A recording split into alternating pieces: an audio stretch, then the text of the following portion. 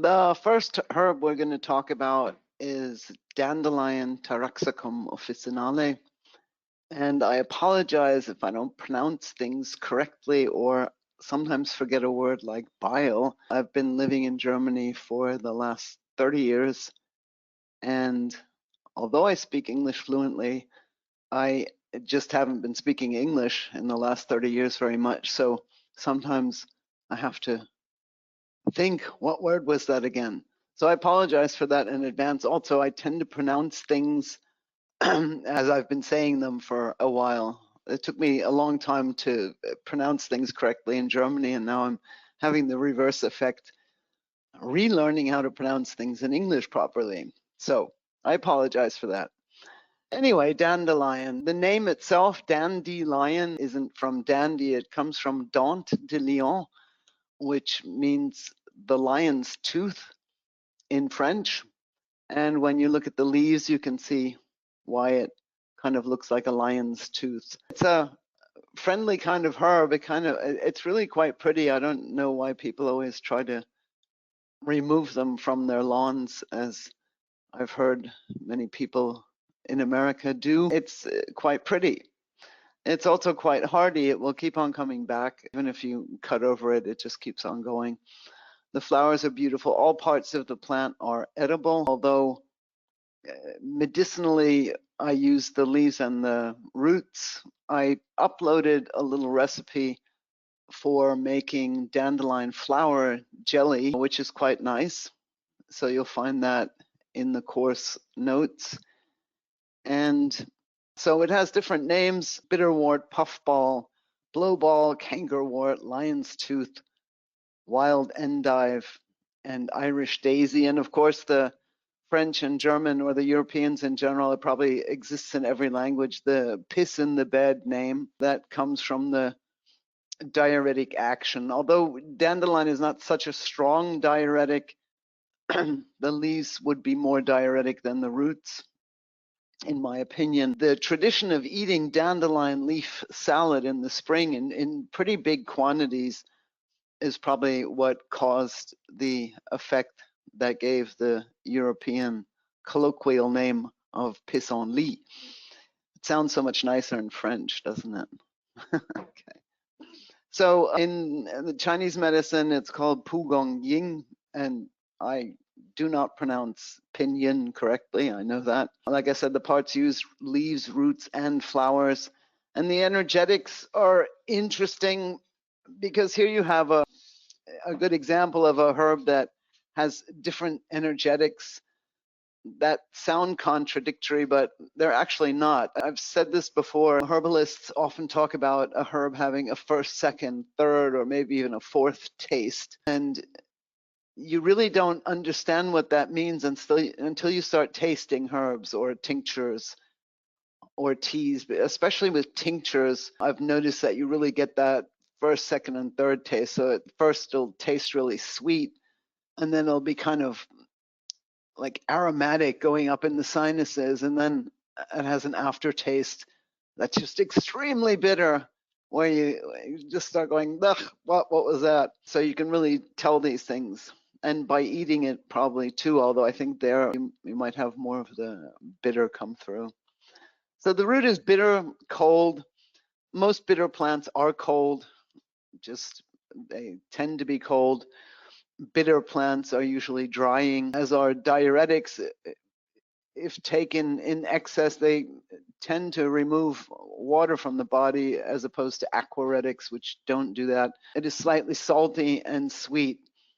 And the root is extremely nutritious. So that would account for some of the salty plants that we call salty. Actually have a pretty high content of minerals, and sweet plants are often higher in just carbohydrates, which are basically sugar.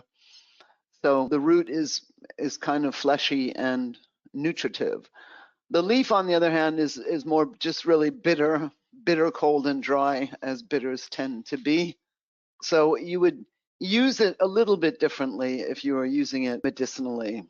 So you have to be careful, because especially dandelion leaf is cooling, and used extensively or excessively, it can dry people out, which doesn't mean that you can't use it. I mean, if you really think dandelion leaf is the herb that you need to use, then you can just balance it out by adding herbs to it, like chickweed, that aren't as drying or that contain moisture to kind of balance that out. So a lot of herbal recipes will do that. If they use a lot of cold herbs, they'll add, and bitter herbs, they'll add some sweet and moistening herbs to it to counterbalance that, so that the effect of the energetics is not as strong. Because sometimes even if you're dry, you might need a herb that is drying. So that can happen. But that's what herbalism courses are for, to learn about that. So yeah, let's just go on. So the active constituents, I won't get into that in this little mini course too much, because that would just take much too much time.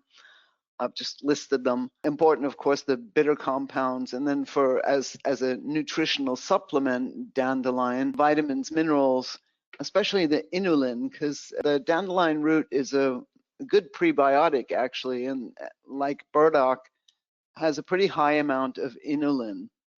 And I've read somewhere that the inulin content of dandelion roots is 300 times higher, or is it 300%? I'll have to check on that. But in any case, it's much, much higher in the fall. So depending on what you're using the roots for, if you want to use burdock or dandelion roots to support the intestinal flora by adding a prebiotic inulin, not insulin, just inulin, I hope I'm saying it right, then you would definitely want to dig out those roots in the fall. Best is after 1 or 2 good frosts. That's when the inulin content is the highest. And to be perfectly honest, if you want to get the most out of the inulin in burdock and dandelion roots, you'd be best off eating them, because I don't believe inulin extracts in alcohol. So this is something you might want to keep in mind. As Juliet used to say, eat the herbs. It's sometimes actually the best way to take them, because the stomach juices and the digestive system are pretty good at extracting what the body needs from the plant as well. So the tropism here is, of course, the liver, gallbladder is, I would say, the main tropism. Also the intestines, the kidney, the interstitial fluid, and the blood. So because a dandelion has a pretty strong effect on the fluids in the body, it gets fluids moving. It's also an alternative, what you would call a blood cleanser, which are basically mostly liver herbs, because how do you clean the blood? The body would clean the junk out of the blood, and these herbs help do that. So the effect on the intestine is, one, through the formation of bile in the liver, expression of the gallbladder, so it also choleresis, so it helps the gallbladder eject the juices into the duodenum when you're digesting, which is important to aid digestion. So it has this tropism to the intestines as well. The kidneys, of course, through its diuretic action, and the interstitial fluid, because it is kind of also a lymphatic action in that moment. It moves the blood. I think plants like this just improve the fluids in the body, the quality of them, the movement of them. So meridians, if you're into Chinese medicine, the meridians this plant would enter would be liver, gallbladder, stomach, and spleen, pancreas. Right, so we say spleen, pancreas because the spleen in Chinese medicine, they don't actually mean the spleen itself. It's more the pancreas that is meant there. We just call it the spleen. So nutrients in dandelion are many. Vitamins A, C, E, and K. as well as folate, iron, potassium, calcium, sodium, also copper, and inulin. And remember, the inulin content is much higher in the fall, so this would be the best time to dig up the roots for that. I mentioned before, I always say listen to old people. Well, I had a dog in practice. He had what we call a hair break. Show a picture in the other courses. I don't have one here, but a hair break is when on the withers there's an area of hair that looks like it's been broken off. It's just shorter. It's not like where the hair fell out. It literally looks like it's broken off. And this old man who'd been raising shepherds and sheep for, I don't know, forever, said to me, you got to give him some dandelion. He needs copper. He needs dandelion. And I thought, well, that's interesting. So I gave the dog dandelion, and that cleared that right up. But later, much later, I learned about herbalism and dandelion and how it works. And I think it wasn't so much the copper as just the action on the liver, because this hair break, for me, I've seen it several times now, is really a sign that there's a problem with the liver. But the solution was correct. So listen to old people, they know what they're doing. So actions and indications medicinally of dandelion: it clears heat. Obviously, it's a cold herb. It gets juices moving and detoxifies through its alterative blood cleansing action. It promotes choleresis, so bile flow, and it relieves liver congestion, which is a condition that Chinese medicine describes quite well, actually. A lot of times the liver gets congested and sluggish, and the more insult the liver is subjected to, the more work it has to do, the more toxins it has to process. The protective mechanisms that the liver has can get damaged. And then you kind of have the snowball effect where the more damaged the protective systems of the liver are, in the systems I mean are the ones where they protect their own cells. The liver protects itself from these toxins. The more these are worn down, the more the toxins can damage the liver. So it's kind of like this progressive thing. And so that's something that's important to get a handle on when you see liver problems like that. And when you have a liver congestion, you kind of get just this tension, congestion in the liver, where it's just no longer able to cleanse the blood properly, and itself, the organ itself, gets congested and gunked up with toxins and waste products. The bile will get thick, and it'll be difficult for the gallbladder to express it. You might be starting to see some gallstones, etc.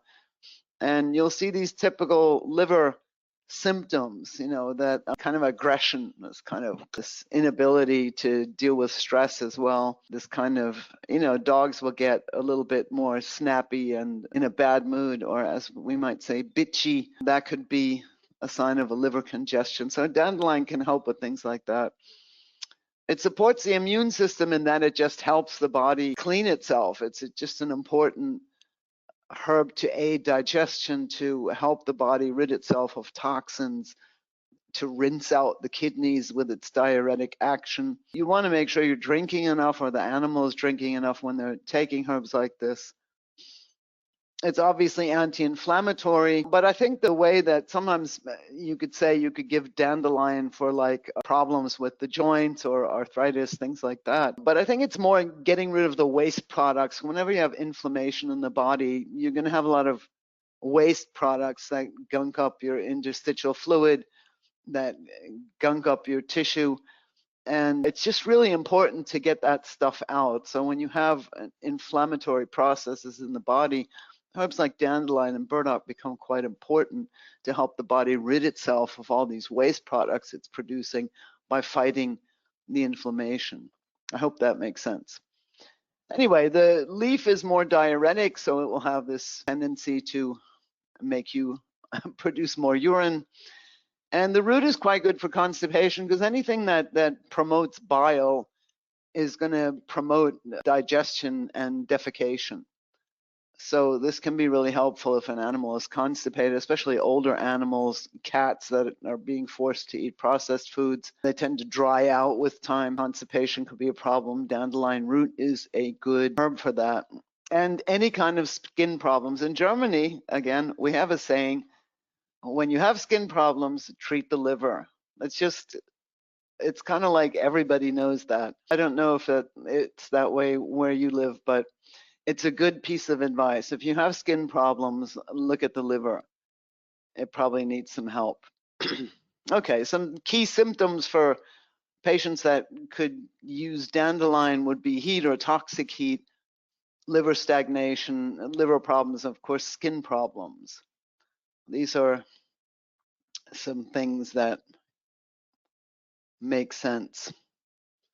So dandelion, I've already mentioned this. I tend to go on and on, sorry. Decongests, drains lymph, promotes lymph flow. So this is just a plant that helps the juices move in the body.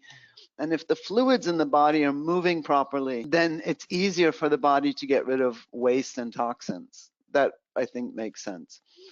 It strengthens liver yin. I won't get into that too much because yin and yang is something I do teach in the herbal course with energetics, because I think the Chinese way of looking at it is relatively easy to understand, yin and yang. It's not a hard concept.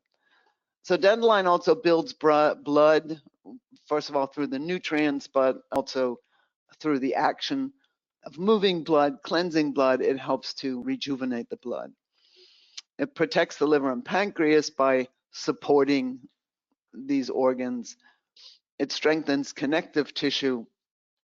It resolves blood stagnation. Good to know it promotes milk production. So if you have dogs or cats that are breeding, this can be a useful plant for that. And obviously it's a lymphatic plant.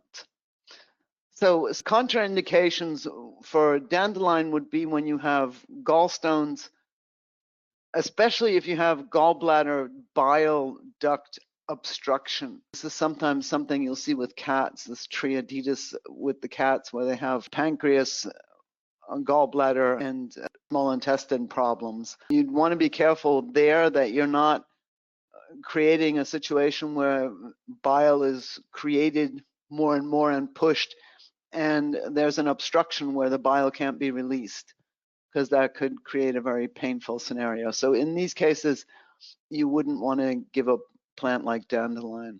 Also, if you have an acute inflammation of the gallbladder, you don't want to provoke that by making it work more.